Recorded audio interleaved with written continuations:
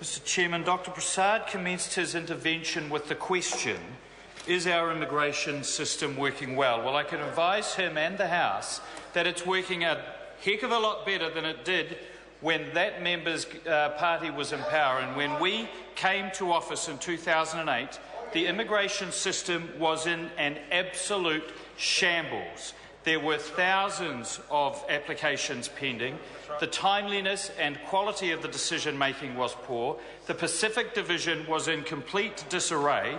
The Christchurch office was making its own rules and then changing them. And for that member, I find it quite disgraceful for that member to politicise the tragedy of the Kumar family in the way that he just said.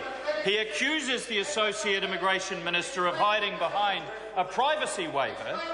That member got a privacy waiver and then put selective and incorrect data out into the public arena, but refused to intervene and get the minister to the position where she, the Associate Minister, could tell the whole story about that case. And it is disgraceful that that member would continue to politicise that tragic situation when he knows that under the Labor government from 1999 to 2008, their decision-making landscape was replete with appropriate decisions that unfortunately had negative outcomes for Pacific residents with health issues. And to come into this House and to say that this government has blood on its hands is an absolute disgrace, Mr. Chairman, and I challenge that member to be very careful what he wishes for, because if that privacy waiver is ever given and the full story of that case is told, he will be very, very embarrassed indeed and is probably going to be quite pleased to be leaving this House. But I say this, that privacy waiver is a long way too late for that family. And I don't believe, even if it's now given, that it's in anybody's interests, least of all the Kumar families, to continue to litigate the facts of that case after Mr. Kumar's passing. It's a disgrace, and that member should be ashamed. But it's not surprising, Mr. Speaker, because immigration policy has been very much at the forefront of the discussions around this budget. And I'm very proud of this government's track record on immigration.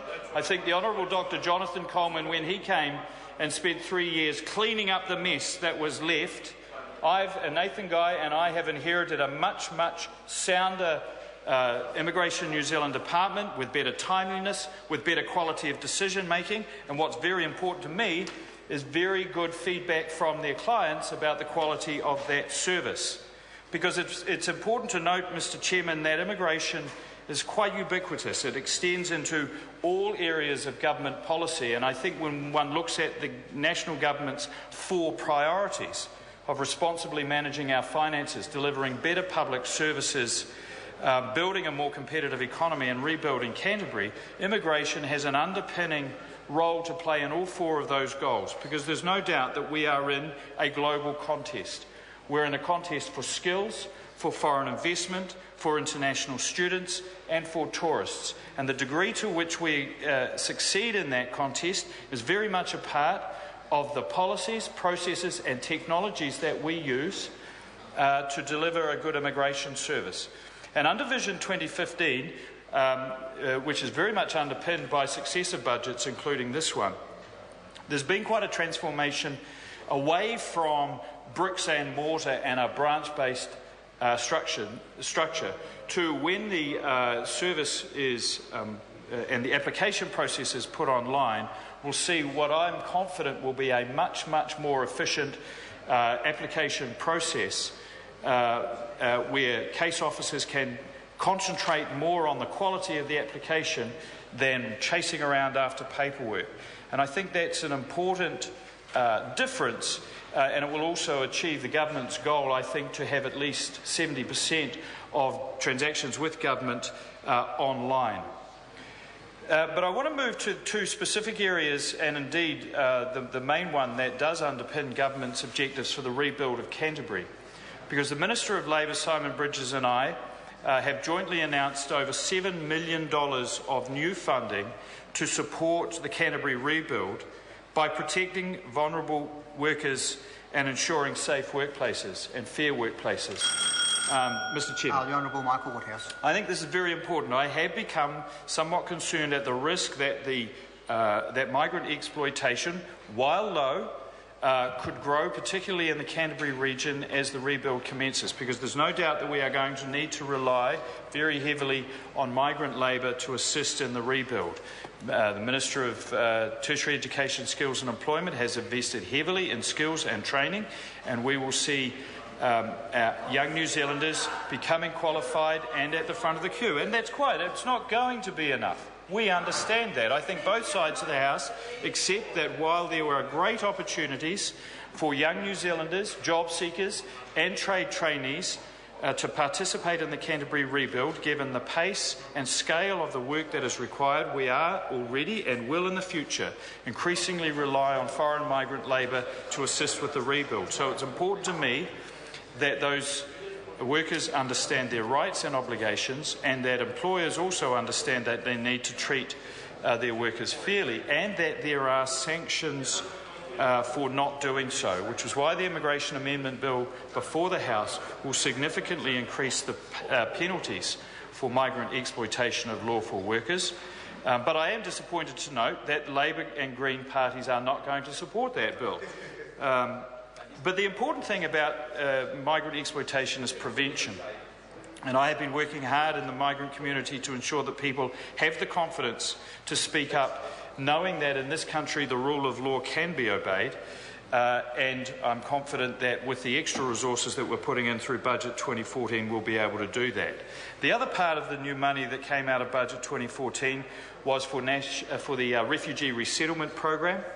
It hasn't had an increase in funding for some years, and it's important to me that we ensure that the settlement outcomes for our refugees are as good as they can be. In the review in 2012 that led to the refugee resettlement strategy identified that just 43% of quota refugees are in full-time paid employment 5 years after they arrive in New Zealand, and that's just not good enough. And I think that's why we reframed the settlement strategy around work as an important indicator of good settlement outcomes. And I think with this extra funding, we will certainly be able to do that.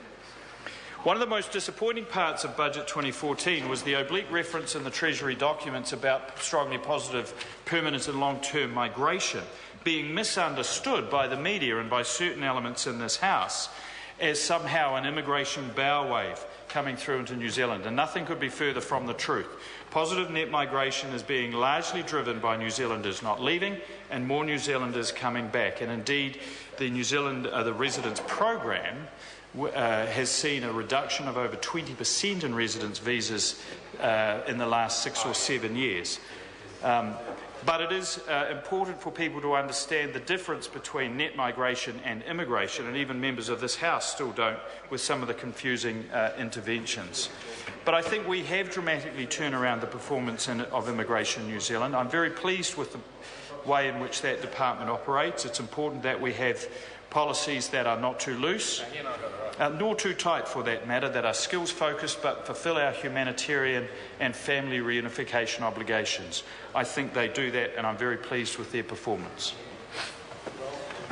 Members, the question is that vote immigration stand part of the schedules. Those of that opinion will say aye. To the contrary, no. The ayes have it. The question is that vote lands stand part of the schedules. Those of that opinion will say aye. To the contrary, no. The ayes have it. The question is that vote senior citizens stand part of the schedules. Those of that opinion will say aye. To the contrary, no. The ayes have it. The question is that vote women's affairs stand part of the schedules. Those of that opinion will say aye. To the contrary, no. The ayes have it. The question is that vote courts stand part of the schedules. Those of that opinion will say aye. To the contrary, no. The ayes have it. The question is that vote revenue stand part of the schedules. Those of that opinion will say aye. To the contrary, no. The ayes have it.